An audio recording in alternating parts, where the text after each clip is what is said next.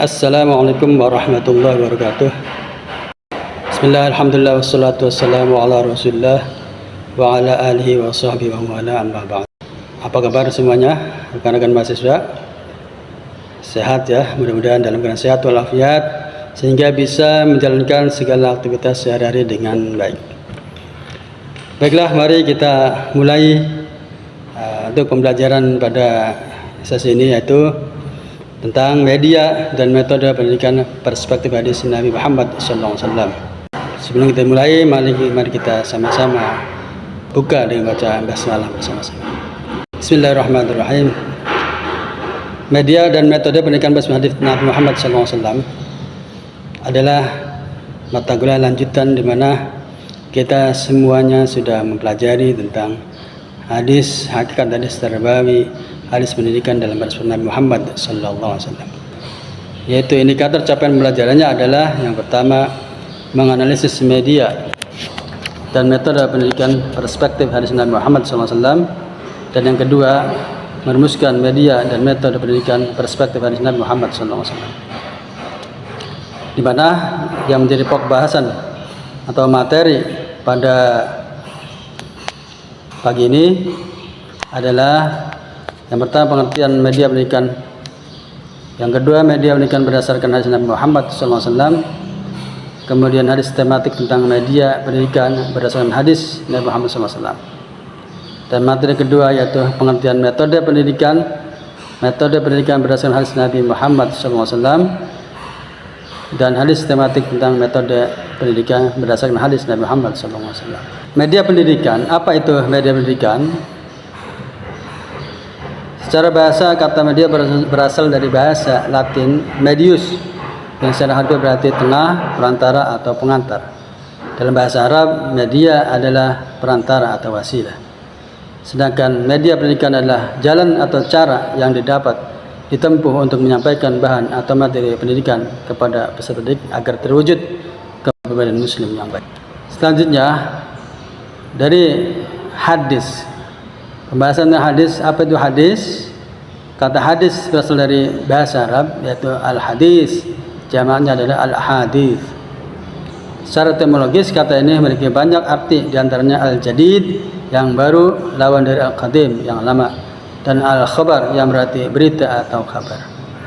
Secara terminologis, Ibnu Hajar al-Asqalani mendefinisikan hadis sebagai berikut, yaitu ma yudhafu ilan Nabi sallallahu alaihi wasallam, segala sesuatu yang disampaikan kepada Nabi Muhammad sallallahu alaihi wasallam, baik itu perkataan, perbuatan atau ketetapan beliau.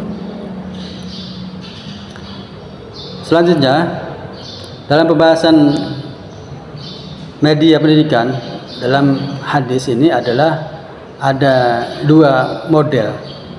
Yang pertama, media pendidikan berupa manusia. Yang kedua, media pendidikan bukan manusia. Media pendidikan manusia yaitu Rasulullah SAW sendiri sebagai media pendidikan, karena beliau sebagai teladan, sebagai manusia sempurna yang dijadikan teladan bagi para sahabat, bahkan seluruh umat manusia. Yang kedua, media pendidikan bukan manusia seperti matahari dan bulan, mimbar. Yang kedua, mimbar. Yang ketiga, sutra. Yang keempat, sutra dan emas. Yang keempat, perumpamaan. Yang kelima, jari. Dan yang keenam, gambar atau foto. Beberapa media tersebut dijadikan Rasulullah SAW dalam mengajarkan kepada para sahabat tentang Islam dan tentang kehidupan, untuk menjelaskan Al-Quran kepada para sahabat. Lanjut pada media pendidikan yang berupa manusia, yaitu Rasulullah sendiri. Rasulullah sebagai media pendidikan adalah Rasulullah dijadikan teladan bagi para sahabat, dalam menjalankan ajaran Islam yang baik. Sebagaimana disabdakan Rasulullah SAW, diriwayatkan dari Abi Hurairah radhiyallahu an Abi Hurairah anna Rasulullah SAW qala atadruna mal muflis? Qalu al muflisu fina man la dirham lahu wa la mata'. Faqala innal muflis min ummati ya'ti yaumal qiyamah bi salatin wa siyamin wa zakatin wa ya'ti qad syatama hadza wa qataba hadza wa akala mala hadza wa safaka dama hadza wa darba hadza fa a'ta hadza min hasanatihi wa hadza min hasanatihi fa in fanat hasanatuhu qala yuqda ma 'alaihi ukhidha min khatayam fatirhat 'alaihi thumma turikha bin nar. Hadis itu menjelaskan bahwa Nabi sebagai teladan, sebagai media pendidikan, itu mencontohkan kepada para sahabat jangan sampai menjadi orang yang bangkrut. Orang bangkrut itu apa? Bangkrut itu orang yang tidak memiliki harta atau benda. Bukan seperti itu adalah yang dimaksudkan. Tapi orang bangkrut menurut Nabi adalah innal muflis min ummati ya'ti yaumil qiyamah salat wa siyaman. Seorang yang bangkrut dari umatku adalah orang yang hari kiamat nanti. Orang datang pada hari kiamat membawa pahala. Orang datang pada hari kiamat membawa pahala salat, puasa dan zakat. Setelah itu ia juga memfitnah, menuduh, bertaksiat, makan harta orang lain dengan cara yang tidak halal, menumpahkan darah dan memukul orang lain. Lalu masing-masing kesalahan itu ditebus dengan kebaikan pahalanya. Setelah kebaikan pahalanya habis, sebelum kesalahannya terselesaikan, maka dosa orang yang zalimah itu dilemparkan kepadanya, kemudian ia dilemparkan ke dalam neraka. Hadis riwayat Muslim dan At-Tirmidzi.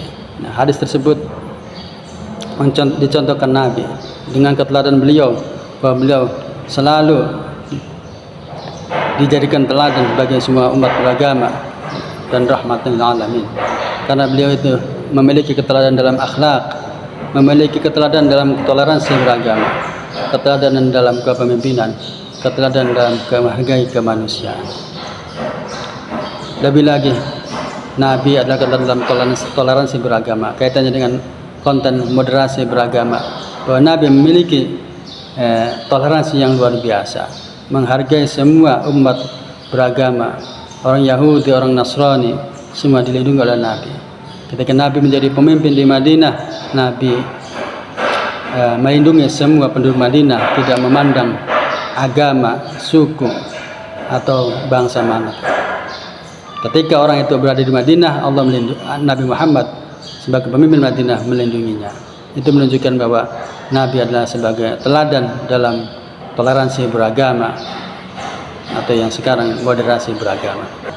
Ada metode media bukan manusia, yaitu adalah matahari dan bulan. Matahari dan bulan adalah dijadikan Nabi sebagai media pengajaran kepada para sahabat, yaitu dalam hadis haddatsana Abdul Walid qala haddatsana Zaidah qala haddatsana Ziyad bin Alaqah qala sami'tu Rabbi Syubah yaqul in kasab asy-syams wa mata Ibrahim wa qala nas in kasab mata Ibrahim wa qala Rasulullah sallallahu alaihi wasallam ila akhirih.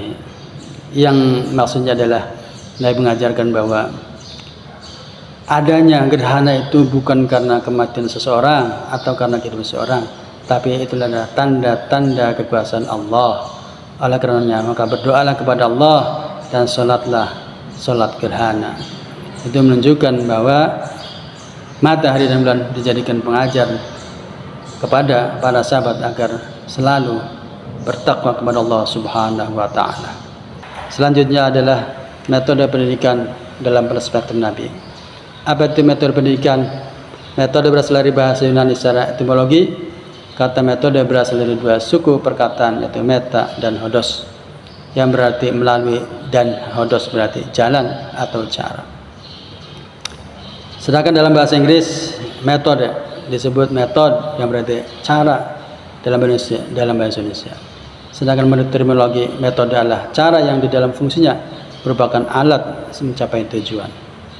Metode pendidikan bermakna segala kegiatan yang terarah yang dikerjakan oleh guru dalam rangka kemestian mata pelajaran yang diajarkannya. Saja hadis tentang metode pendidikan. Metode pendidikan dalam hadis Nabi Muhammad SAW yaitu beberapa di antaranya. Yang pertama metode demonstrasi, yang kedua metode kisah atau cerita, yang ketiga metode tanya jawab atau diskusi, yang keempat metode ceramah, Yang kelima, metode pemberian hukuman, di mana masing-masing ini akan kita bahas sesuai dengan hadis Nabi Muhammad SAW. Hadis yang pertama yaitu tentang metode demonstrasi. Ini diriwayatkan oleh Muslim. An Abi Hurairah radhiyallahu qala Rasulullah sallallahu alaihi wasallam kafil yatim lahu li ghairi ana wa huwa kahataini fil jannah wa asyara malikum bis sababah wal busta. Riwayat Muslim. Hadis ini menjelaskan bahwa ketika Nabi memposisikan kafil yatim, orang yang menanggung hidup anak yatim dan yang lainnya, Nabi ini mengumpamakan Nabi bersama anak yatim, orang yang menanggung hidup anak yatim itu seperti jari telunjuk dan jari tengah.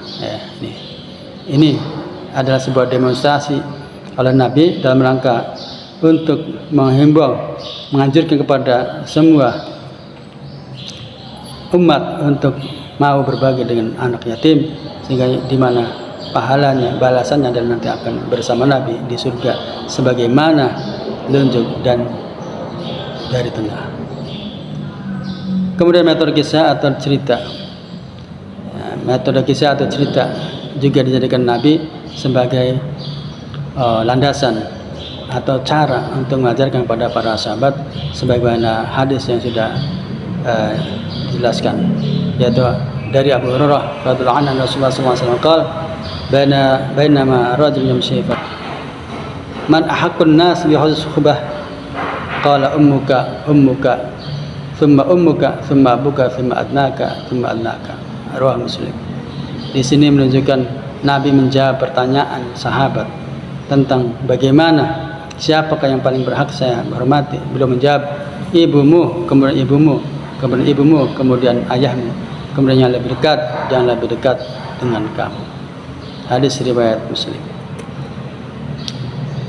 Metode selanjutnya adalah metode ceramah. Ini adalah yang paling umum disampaikan, digunakan oleh para pendakwah, para pengajar, bahwa dengan ceramah itu bisa menyampaikan pesan kepada audien, kepada peserta didik. Di mana ini juga dicontohkan oleh Nabi Muhammad SAW dalam hadis yang diriwayatkan oleh Qutaibah bin Sa'id dan Zuhair bin Harb. Selanjutnya metode pemberian hukuman, yaitu sebagaimana disebutkan Nabi dalam hadis, muru auladakum bis-shalah wa hum abna'u sab'i sinina wadribuhum 'alaiha wa hum abna'u 'ashri sinina wa farriqu bainahum fil madaji'. Nabi memerintahkan salat untuk anak yang sudah berusia 7 tahun, dan Nabi memerintahkan untuk memukul atau menghukum anak yang tidak mau mengerjakan salat sudah umur 10 tahun. Ini menunjukkan pemberian hukuman ini kepada anak-anak ini dalam rangka untuk pengajaran kepada anak-anak supaya disiplin untuk melaksanakan sholat 5 waktu. Kesimpulannya, hadis Rasulullah SAW di atas adalah sumber inspirasi dan akar keteladanan bagi pelaksanaan pendidikan zaman Islam zaman sekarang. Rasulullah SAW menggunakan beberapa media ketika mendidik para sahabat, seperti benda-benda yang ada di sekitarnya, atau menjadikan dirinya sendiri menjadi mediator untuk mendekatkan pemahaman tentang materi yang diajarkan kepada para sahabat yang menjadi peserta didik. Metode sangat diperlukan dalam sebuah ranah pendidikan. Metode-metode yang dijabarkan oleh Rasulullah patut dicontoh dan diaplikasikan ke dalam proses pembelajaran sesuai materi yang diajarkan. Baik, itulah tadi materi yang saya sampaikan tentang media dan metode pendidikan perspektif hadis Nabi Muhammad SAW. Sebelum tutup, saya akan berikan tugas kepada rekan-rekan mahasiswa. Yang pertama, buatlah kelompok diskusi 3-4 orang. Diskusikan pertanyaan berikut. Dari beberapa hadis tersebut, apakah media dan metode pendidikan pada masa Rasulullah masih relevan untuk diaplikasikan pada era modern sekarang ini? Ajukan argumentasinya sesuai dengan pendapat masing-masing kelompok dan laporkan hasil diskusi dikirimkan ke email patam.usir@gmail.com. Demikian materi pada kesempatan ini. Kurang lebihnya mohon maaf atas segala kurangan, dan terima kasih atas segala perhatian.